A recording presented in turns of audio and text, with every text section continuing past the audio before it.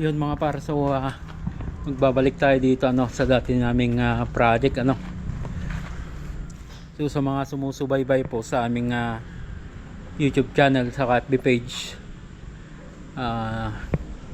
nakita nyo na po itong project po namin na ito dito po sa San Luis Solano, Nueva Vizcaya. So ito po yung pinalitadahan namin ng rough finish, and then nagkisame na kami sa second floor.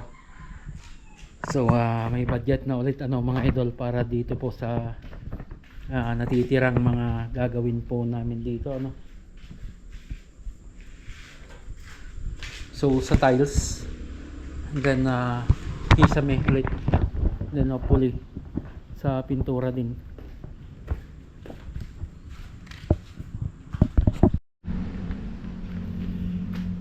So bali 4 na kwarto po 4 bedroom, dalawa dito sa baba, then sa tapat nito rooms din po yan, and then living area po dito, and then kitchen.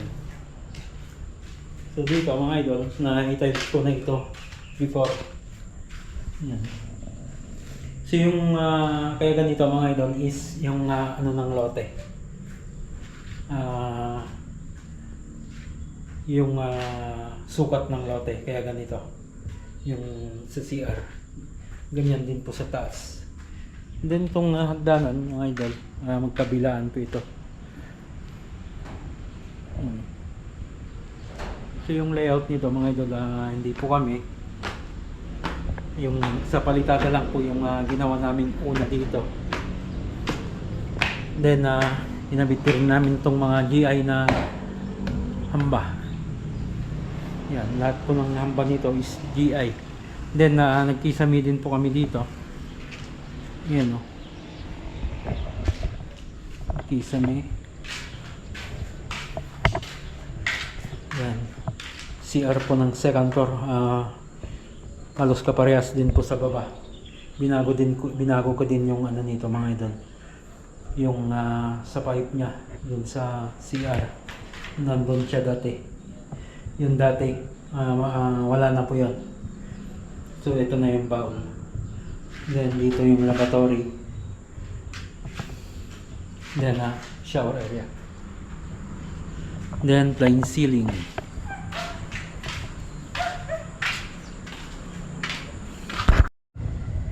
So ito po yung view dito sa second floor, yung tanyag na Mount Palali. Ikot. Then dito sa kabila naman yung Mount Sinyan. Then rest, bukit na po yan. Ang ganda ng view.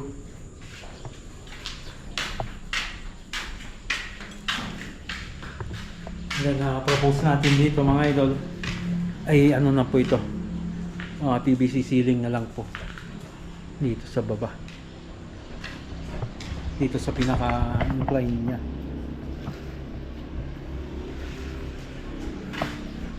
Then dito naman sa labas niya,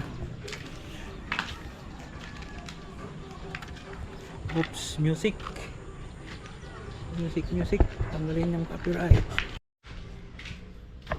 Yun mga para, so abangan nyo po kami ulit dito magbabalik po kami dito sa dating project dito sa San Luis Solano, Nueva Vizcaya. So hanggang dyan po, lagi tayong mag-ingat at God bless po sa ating lahat.